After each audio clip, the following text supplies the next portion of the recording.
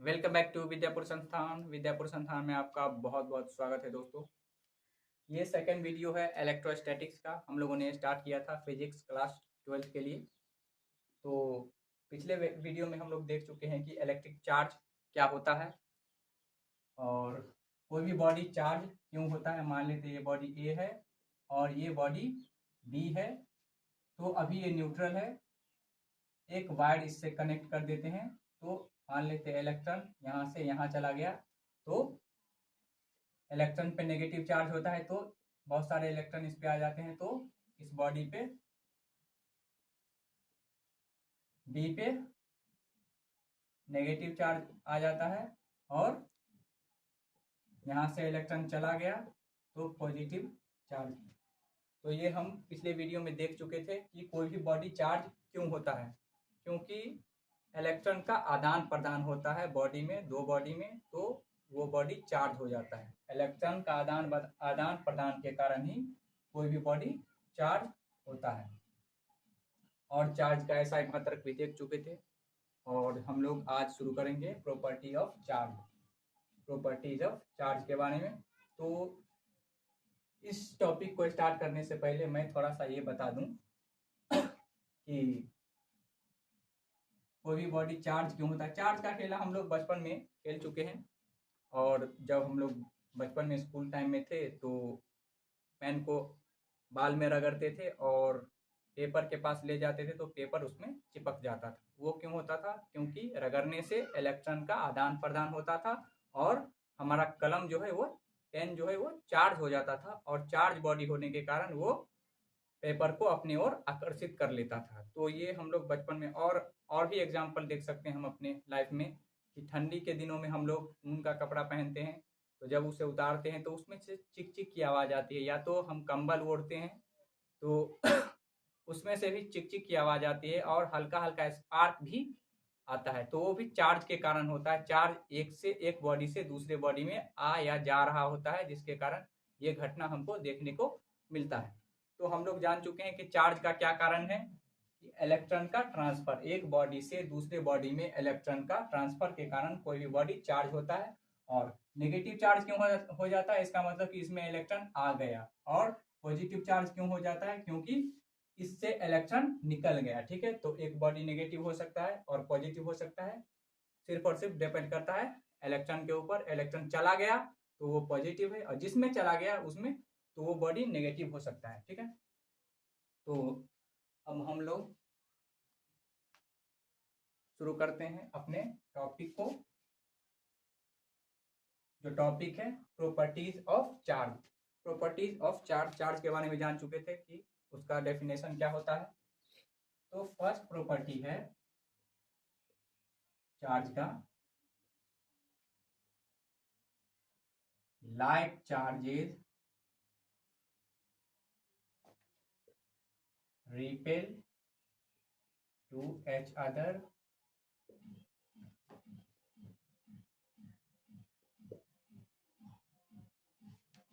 and unlike charges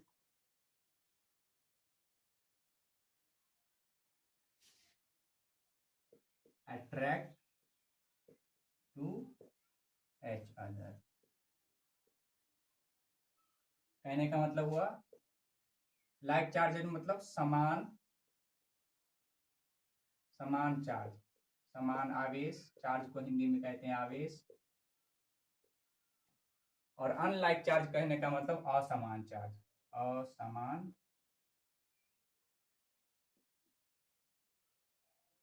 आवेश। तो जो समान चार्ज होते हैं उनके बीच फोर्स जो लगता है वो रिपल्सन का फोर्स लगता है। मान लेते ये पॉजिटिव और ये पॉजिटिव, तो ये चार्ज और ये चार्ज एक दूसरे को रिपेल करेगा, एक दूसरे से दूर भागेगा। ये भी नेगेटिव है और ये नेगेटिव है, तो ये भी एक दूसरे को रिपेल करेगा। ये इसको मान लेते हैं ये दोनों चार्ज है, पॉजिटिव पॉजिटिव है, तो ये भी एक दूसरे को दूर भगाएगा, रिपेल करेगा। और नेगेटिव नेगेटिव है तो वो भी एक दूसरे को दूर भगाएगा। ठीक है, क्योंकि ये लाइक चार्जेस हैं, लाइक चार्जेस। तो लाइक चार्जेस के बीच कौन सा फोर्स लगता है? रिपल्सन का। और जहां अनलाइक चार्जेस होगा मतलब एक पॉजिटिव और एक नेगेटिव, तो इन दोनों, ये भी इसको अपनी तरफ खींचेगा और ये भी इसको अपनी तरफ खींचेगा, तो ये एक दूसरे के नजदीक आ जाएगा, ठीक है। और ये एक दूसरे के दूर चला जाएगा और दूर चला जाएगा, बहुत दूर, ठीक है। ये भी एक दूसरे के बहुत दूर चला जाएगा और ये एक दूसरे को अट्रैक्ट करेगा। ये अनलाइक चार्जेस है, अनलाइक चार्जेस। तो इनके बीच कौन सा फोर्स लग रहा है? अट्रैक्शन का, ATTRACTION।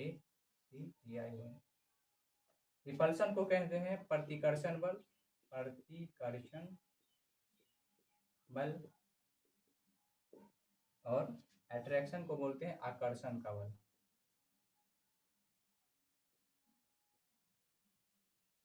तो जो हिंदी वाले हैं वो आकर्षण और प्रतिकर्षण का मतलब समझ सकते हैं कि सेम चार्जेस रहेगा, पॉजिटिव पॉजिटिव और नेगेटिव नेगेटिव, तो वो एक दूसरे से दूर भागने की कोशिश करेगा।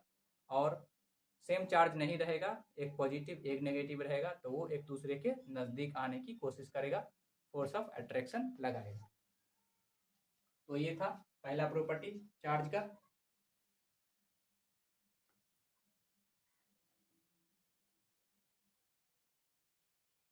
First property. अब आते हैं सेकेंड प्रॉपर्टी की ओर। सेकेंड प्रॉपर्टी है एडिटिविटी, एडिटिविटी ऑफ चार्ज। मतलब कि total charge of a body is equal to algebraic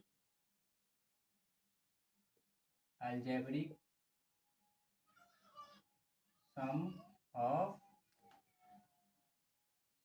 all charges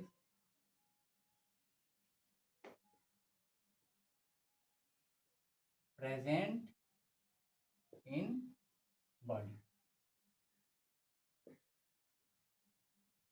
कि किसी भी बॉडी में अगर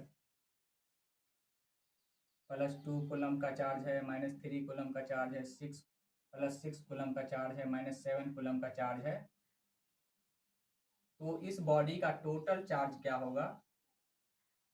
सभी चार्जों का अलजेब्रिक सम के बराबर होगा, ठीक है। तो अलजेब्रिक सम डायरेक्ट कर लेते, 2 - 3 +6 -7, तो कितना हो गया? 8 - 10, मतलब टोटल चार्ज हो गया -2 कूलम। तो इस बॉडी का टोटल चार्ज कितना हो गया? -2 कूलम। तो एडिटिविटी ऑफ चार्ज यही कहता है कि किसी भी बॉडी के अंदर कुल चार्ज की मात्रा जो होगी वो सभी चार्जेस को जोड़ने के बराबर होगा, ठीक है। तो ये दूसरा प्रॉपर्टी हो गया। अब तीसरा प्रॉपर्टी।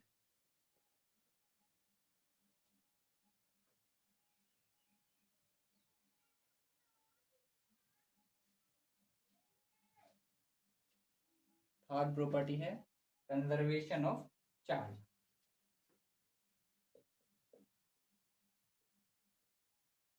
कंजर्वेशन ऑफ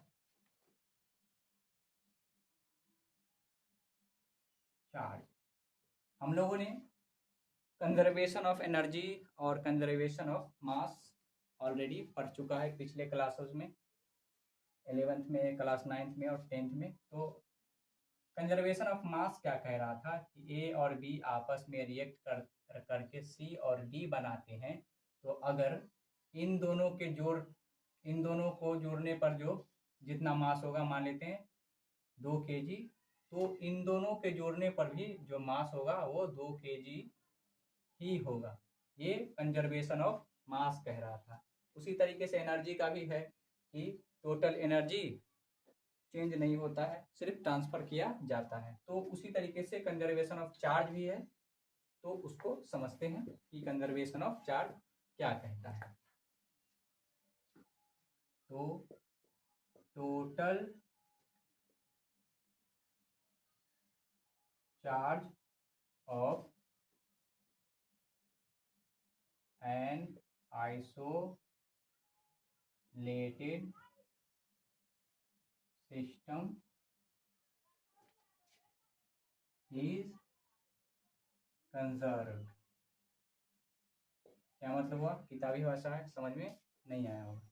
इसको दूसरे शब्दों में समझते हैं, अदर वर्ड में, या तो इसी को charge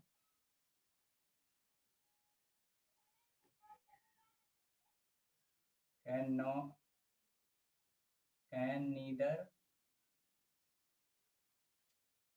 created nor can be destroyed.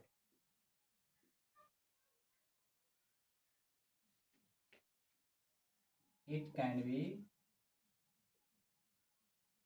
transferred.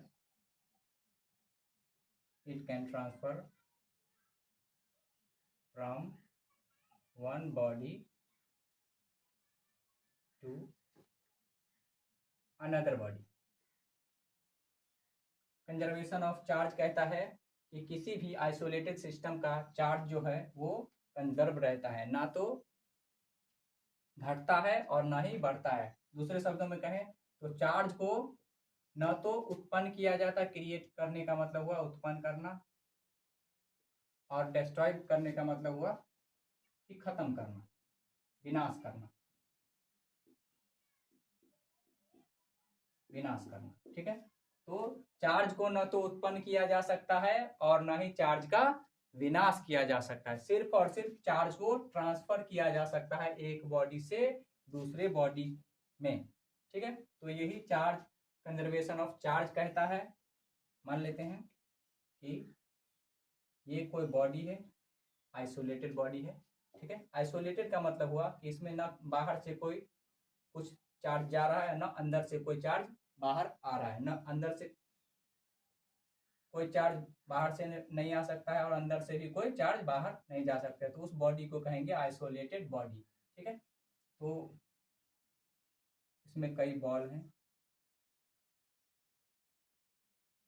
मान लेते हैं इस पे 2 कूलम -3 कूलम, इस पे 4 कूलम, इस पे -6 कूलम और इस पे +3 कूलम का चार्ज है। तो अब क्या करते हैं, इस बॉडी को हम ऐसे हिला देते हैं तो क्या होगा? तो क्या हुआ, हिलाने के बाद क्या हुआ कि पहला वाला बॉल था 2 3, कितने बॉल है? 5। तो पहला वाला बॉल पे 4 कूलम आ गया चार्ज, उस पे -3 कूलम आ गया, 6 कूलम आ गया, +2 कूलम आ गया, ये सब प्लस में, ये माइनस में, -2 कूलम आ गया, है ना, और -6 कूलम इस पे मान लेते हैं कि नहीं आया। तो इसका चार्ज हमें ज्ञात करना है, ये 5th वाले का चार्ज कैलकुलेट करना है कि इस पे कितना चार्ज आया। तो हम लोग कंजर्वेशन ऑफ चार्ज से ये निकाल सकते हैं, क्योंकि कंजर्वेशन ऑफ चार्ज क्या कहता है कि टोटल जो चार्ज होगा पहले वो चेंज नहीं होगा। इसको कुछ भी कर ले, कितना भी हिला ले या डुला ले, टोटल चार्ज चेंज नहीं होगा। तो टोटल चार्ज इसका कैलकुलेट करते हैं।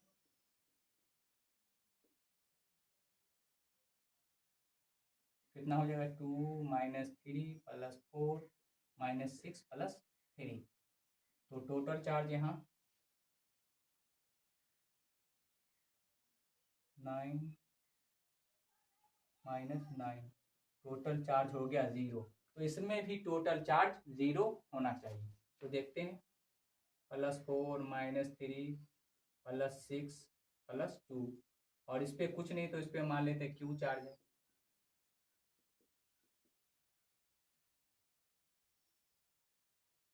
और ये देखते हैं 8 4 12 -3 +Q, तो 9 +Q। और ये पहले चार्ज कितना था 0, तो अब भी चार्ज चेंज नहीं होगा, तो ये भी 0 होना चाहिए। तो 9 +Q = 0, इसीलिए Q = कितना हो जाएगा -9 कूलम। तो इस पे -9 कूलम का चार्ज आ जाएगा। कंजर्वेशन ऑफ चार्ज इतना ही कहता है कि किसी भी आइसोलेटेड बॉडी में चार्ज चेंज नहीं होगा, चाहे उसको कुछ भी कर ले, हिला डुला ले, इधर उधर कर ले, आइसोलेटेड बॉडी का चार्ज चेंज नहीं होता है। इसका मतलब ये हुआ कि चार्ज नहीं तो क्रिएट हो सकता है और नहीं डिस्ट्रॉय हो सकता है, इसका ये मतलब हुआ।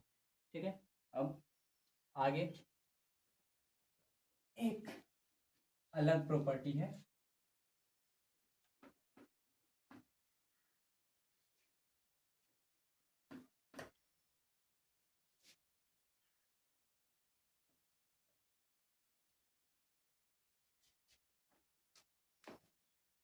चौथा प्रॉपर्टी है invariance of charge.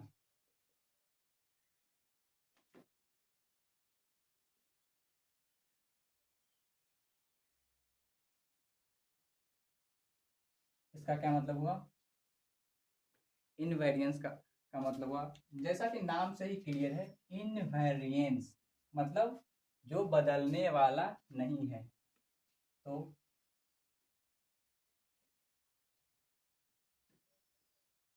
Charge present on a body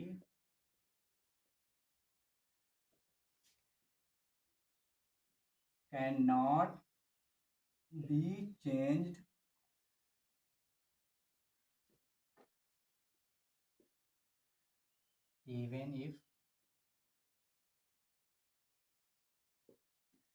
even if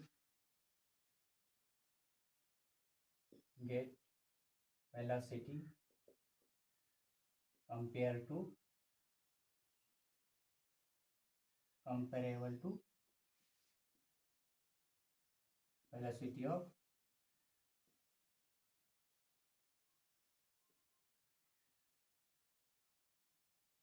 light. क्या मतलब हुआ कि चार्ज नहीं चेंज होता है किसी भी बॉडी पे। चार्ज है, मान लेते ये कोई बॉडी है तो इस पे 6 कूलम का चार्ज है, तो अभी ये मान लेते हैं रेस्ट में है। ठीक है, इसको किसी कारण से है ना मूव करा दिया जाए और लाइट का स्पीड दे दिया जाए इसे, ठीक है, फिर भी मान लेते ये मूव करने लगा लाइट के स्पीड से, ये मूव करने लगा, फिर भी इस पर चार्ज 6 कूलम ही रहेगा, चार्ज चेंज नहीं होगा, इसका ये मतलब हुआ। ठीक है, तो कोई ऐसा क्वांटिटी भी है, फिजिकल क्वांटिटी, जो वेलोसिटी के वैरी करने पर, वेलोसिटी के चेंज होने पर चेंज होता है? तो मैं कहूँगा हाँ, मास। मास एक ऐसा फिजिकल क्वांटिटी है, मान लेते हैं कि ये 10 kg का कोई बॉडी है, अगर इसको मैं चला दूं किसी तरीके से लाइट के वेलोसिटी से, इस वेलोसिटी से, है ना, तो ये 10 kg का मास है ना चेंज हो जाएगा। हो सकता है कि ये अनंत हो जाए, इसका मास इनफाइनाइट हो जाए। ठीक है, कैसे होता है? एक फॉर्मूला होता है, m = m0 √1 - v²/c²। तो मास चेंज हो सकता है वेलोसिटी, लाइट के वेलोसिटी पे अगर डाल दे तो, ठीक है, लेकिन चार्ज कभी भी चेंज नहीं होगा किसी भी बॉडी पे। मास इस तरीके से चेंज होता है, अभी हम दिखा देते हैं। Relative mass √1 - v²/c²। तो v² है velocity of light, velocity of body, C है velocity of light of velocity of light, M है रेस्ट मास, रेस्ट मास का मतलब जब बॉडी रुका हुआ था तो उसका मास है ना, रेस्ट मास, और ये एम है mass at velocity v। Change कैसे होता है वो मैं दिखा देता हूँ, अभी इसको लिख लें पहले।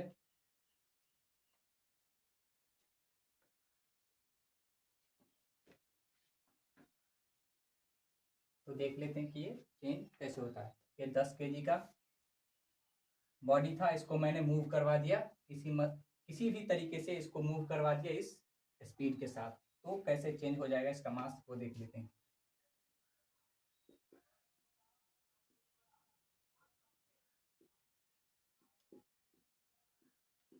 v square by c square, तो मास कैसे चेंज होगा वो देख लेते हैं। ये 10 kg का था, तो अभी रेस्ट मास इसका कितना हो जाएगा, 10 kg under root 1 minus v को, इसको क्या कर दिए हैं, लाइट के स्पीड से चला दिए हैं, तो v का वैल्यू भी यहाँ c हो जाएगा और ये सी स्क्वायर, तो ये कट के 1 हो जाएगा, 10 by 1 minus 1, 10 by root under 0, मतलब क्या हो जाएगा, इनफाइनाइट। तो हम देख चुके हैं कि अगर किसी भी बॉडी का मास 10 kg था, अगर उसको चला दिया जाए लाइट के वेलोसिटी से तो उसका मास इनफाइनाइट हो गया, ठीक है। तो मास के कंडीशन में ऐसा हो सकता है कि स्पीड के साथ उसका मैग्नीट्यूड चेंज हो गया, लेकिन चार्ज में ऐसा चेंजेस देखने को नहीं मिलता है। चार्ज को कितना भी वेलोसिटी से चला दे, इससे भी ज्यादा वेलोसिटी से चला दे, लेकिन चार्ज चेंज नहीं होगा। अगर किसी बॉडी पे 6 कूलम चार्ज है, उसको कितने भी वेलोसिटी से चला दो तो वो चेंज नहीं होगा, वो 6 कूलम ही उस पर चार्ज रहेगा। तो यही इसका मतलब हुआ इनवेरियंस ऑफ चार्ज का मतलब, ठीक है। तो आगे एक और प्रॉपर्टी है quantization of charge.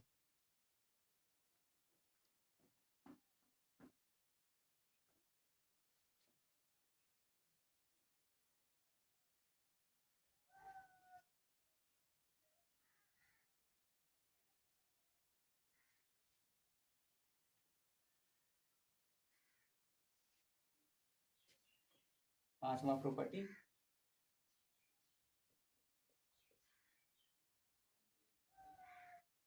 Quantization of charge.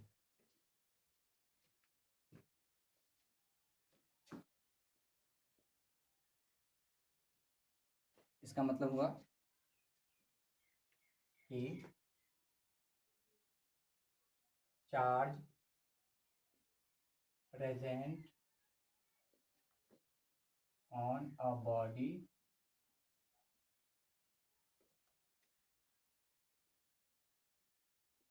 always will integral multiple of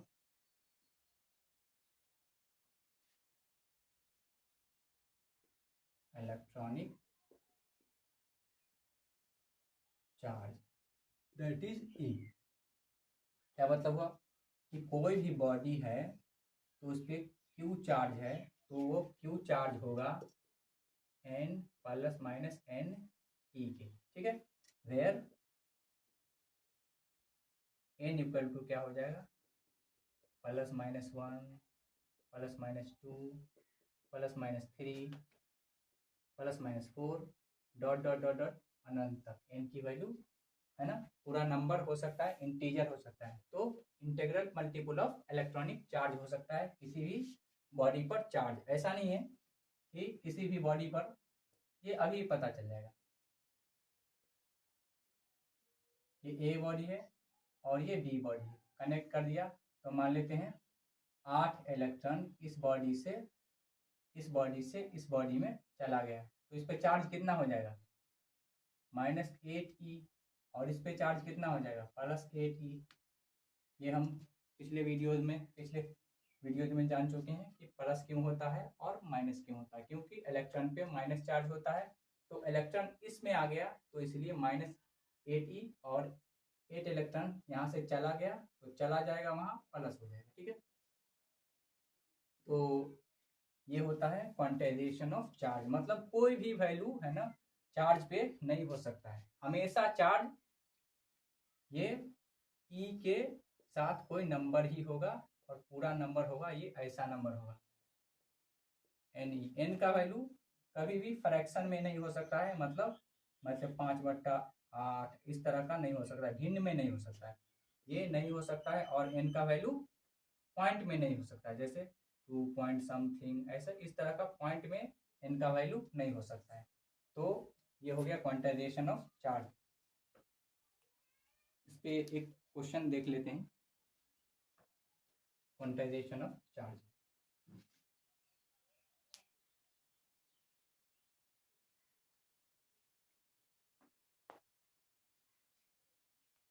question है, predict weather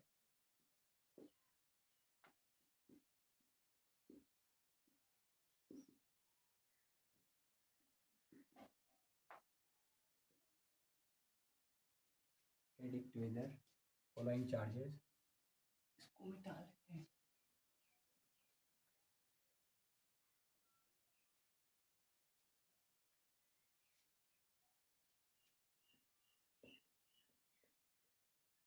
predict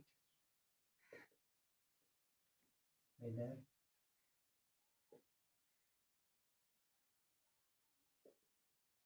which of the following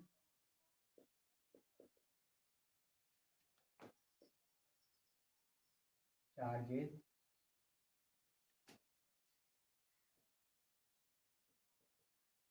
possible. क्या क्या चार्जेस हैं, तो 3.2 इंटू 10⁻⁻20 कूलम, और दूसरा चार्जेस है 0.64 इंटू 10⁻⁻10 कूलम। तो हम लोगों को चेक करना है कि किसी भी बॉडी पे ये चार्ज आ सकता है कि नहीं, या और ये चार्ज आ सकता है कि नहीं। तो हम लोग जानते हैं क्वांटाइजेशन ऑफ चार्ज से कि Q = NE होता है, क्यों, बाय क्वांटाइजेशन ऑफ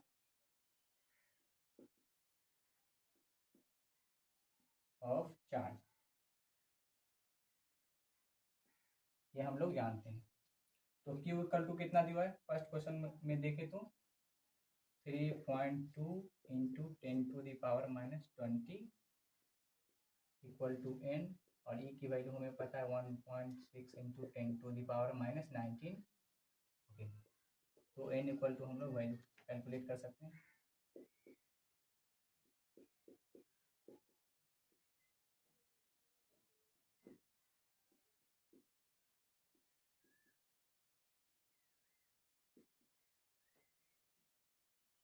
ये कट जाएगा, 2 हो जाएगा ऊपर में,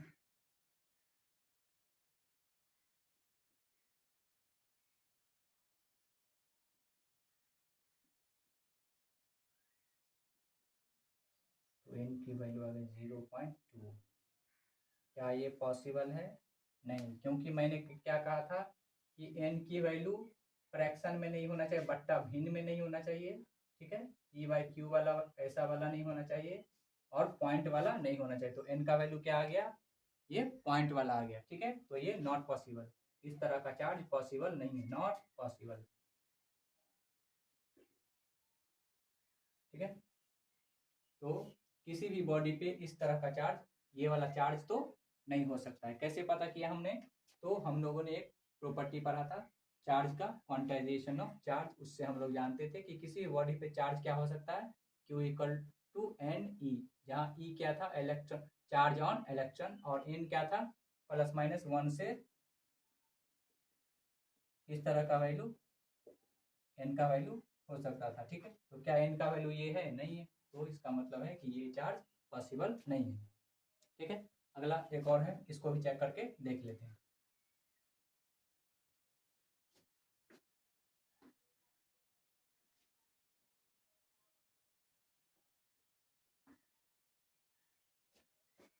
सेकंड वाला है, क्यू की वैल्यू कितनी दे रखी है? 0.64 into 10⁻⁻10 coulomb. Since q equal to n e होता है क्वांटाइजेशन ऑफ चार्ज से हम लोग जान चुके हैं, तो वैल्यू पुट करते हैं। अब एन की वैल्यू पता नहीं, इसकी वैल्यू पता है।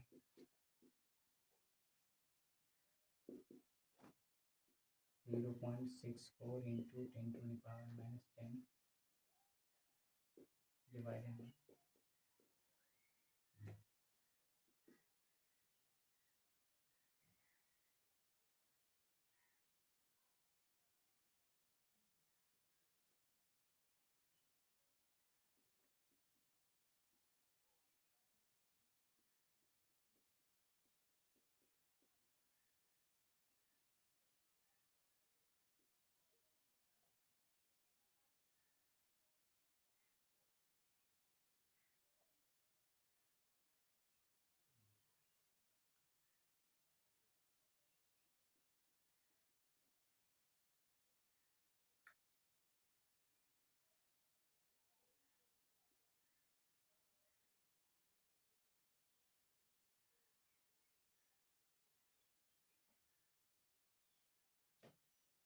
तो एन की वैल्यू निकल सकती है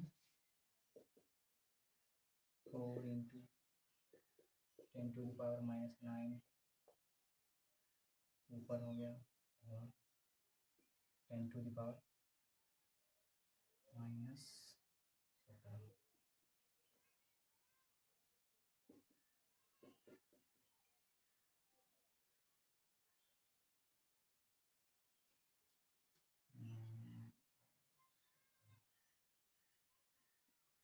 तो ये हो जाएगा 2 3 4 5 6 7 8 ये।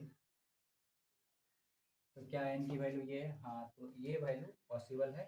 यस, ये पॉसिबल है, क्योंकि मैंने कहा था कि पूरा नंबर होना चाहिए, फ्रैक्शन में नहीं होना चाहिए, भिन्न में नहीं होना चाहिए, और पॉइंट में नहीं होना चाहिए। ये दोनों में से कोई नहीं, तो इसका मतलब ये वाला हो सकता है चार्ज। तो आज इस वीडियो को यहीं तक रखते हैं, और आगे हम लोग जानने वाले हैं कूलम्ब्स लॉ के बारे में। Coulomb's law, COULO, Coulomb's law, ये कैसा लॉ है, तो हम लोग इस लॉ के बारे में जानेंगे। आज इतने तक ही रखते हैं। Okay, thank you.